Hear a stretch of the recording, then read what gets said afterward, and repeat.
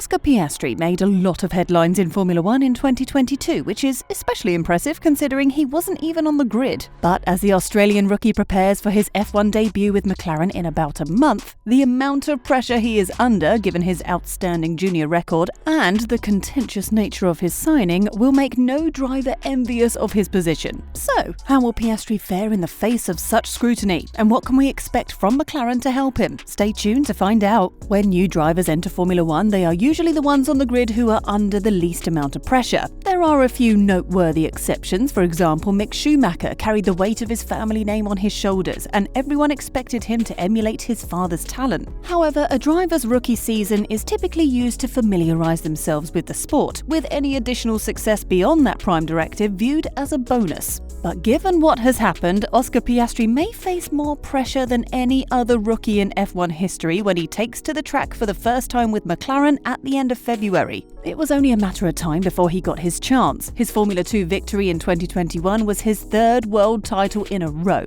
and engineers lauded him as one of the most complete young drivers to rise through the ranks in a long time. So there was some surprise when he was left off the grid in 2022, forced to spend a year as a reserve at Alpine, the team that helped support his career in the Support Series and was prepared to offer him his F1 debut. But he and his manager Mark Webber had other ideas. By the time Fernando Alonso announced his departure and Alpine attempted to replace him in early August, he had already decided that his future lay elsewhere. So Piastri took control of his future and did what he thought was best to ensure he was racing for a competitive team as soon as possible. And after the contracts recognition board had ruled in McLaren's favour, some may argue that he has done the right thing for his own ambitions. But the controversial nature of his switch from Alpine to McLaren raised the stakes and focused even more attention on him. That change also means that he'll be less settled in the team with which he'll make his debut in 2023 than he would have been if he stayed at Alpine and filled the seat vacated by Fernando Alonso.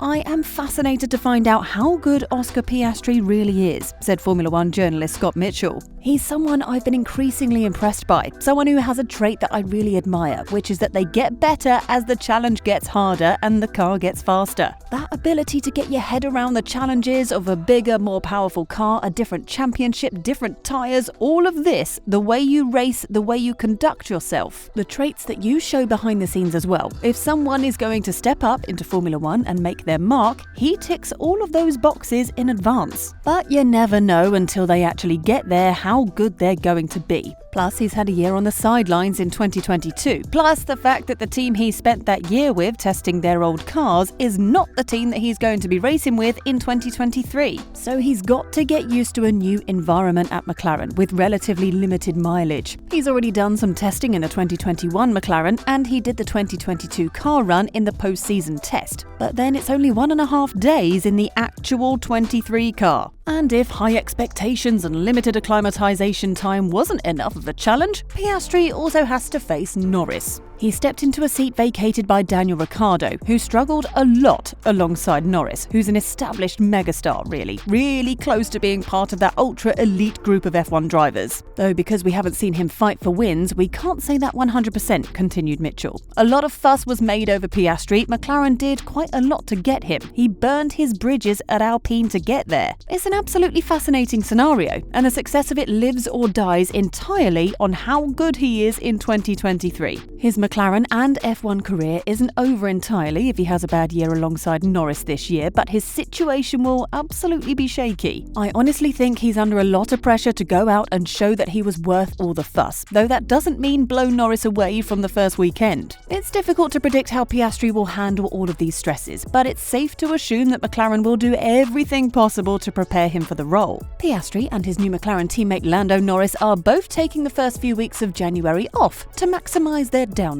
and physical and mental preparation for F1's longest season ever. Piastri chose to stay in his native Australia longer, but has returned to the UK, where he has been living, to crack on with his new team. In fact, the Australian has already had some experience with the team and the latest generation cars, clocking 123 laps around Abu Dhabi's Yas Marina circuit during the end-of-season young driver test. It was also an opportunity to spend time with new teammate Norris, who was performing Pirelli tyre testing duties for McLaren on the same day. day. Piastri admitted after the test that having this experience was an important part of his preparations for the 2023 season. It's really, really positive for me. I think driving the car in the test was the most positive thing. Obviously, you can't substitute anything for track time, but I think having this experience especially was really important and a really positive thing to have. It gave me the chance to be able to work on the peripherals, to get to know my engineers better and get to know everyone in the team better. If there's a few things that I want to change for next year, I can talk to people about that. I'm quite looking forward to being able to design some of my own little things if I want to. All that background stuff that doesn't necessarily get seen, that's all stuff I can work on in the weeks ahead of the season. But he now needs to ramp things up, which is why he'll be spending the majority of his time either at the McLaren Technology Centre in Woking, focusing on little things like learning people's names and getting acquainted with his new office, to more significant tasks like engineering and clocking up the hours in the simulators to commit the McLaren's controls to muscle memory before hitting the track. As part of the testing of previous cars program, he'll also get some time in older machinery. Piastri has already completed 2 days of testing at Paul Ricard, but he is expected to complete at least 2 more before arriving in Bahrain. So, what can we expect from Piastri in his rookie year? Well, McLaren is keen to temper expectations. They are aware that the pressure will be on him to deliver given his pedigree, not only in the shadow of his rising star teammate Norris, who is in the habit of taking big strides in stature every time he turns a wheel, but also at a team that should be fighting at the sharp end of the midfield at the very least. They also know that he's been out of racing for a year, that he'll need time to settle in, and that his arrival comes at a time of uncertainty with Andreas Seidel recently stepping down as team principal and Andreas Stella being promoted to take his place. McLaren believes in Piastri, which is why Zak Brown jumped at the chance to sign him in the first place and will give him time to develop, particularly on the racing side. They see him and Norris as their long-term prospects and understand that it will take time for him to catch up and deliver on his potential. He is very mature for his age. I was very impressed with how he handled the summer drama, if you like. He's obviously an immense talent, said Brown. He's not been racing for a year, so we need to get any of that race rustiness off him, which I'm sure we will do in short order. Very focused individual, very technical, and looking forward to seeing him and Lando on the grid next year. Alpine also rated him highly, and the French team provided him with a significant testing program that allowed Piastri to quickly build up mileage so that he could learn the car, the tyres, and how things work in an F1 operation. The fact that 3 Formula 1 teams competed for his signature suggests that something about Piastri has people in the know thinking he's a potential star. Senior officers at Prema, where he won the F3 and F2 titles on the first try, saw something special as well. But it's one thing to win in Junior Formula A and quite another to do the same in F1. Lewis Hamilton and Nico Rosberg have successfully defended their titles, while Pastor Maldonado, Pierre Gasly, George Russell and Charles Leclerc have also reached the top step of the podium, the latter on multiple occasions. Other champions, however, such as Jolyon Palmer, Stoffel Van Dorn, Nico Hülkenberg, Romain Grosjean and Mick Schumacher have struggled to replicate the same kind of success. It's up to Piastri to prove over the next few years that he can live up to the hype and slot himself into that prestigious first group of drivers. But what do you think? Will Oscar Piastri live up to the hype at McLaren? Will he crumble under the pressure? Or will he use it to push himself even harder? We'd love to hear from you in the comments section below. Thanks for watching. If you liked the video, please consider liking and subscribing to the channel, and don't forget to click the bell button to be notified of future videos.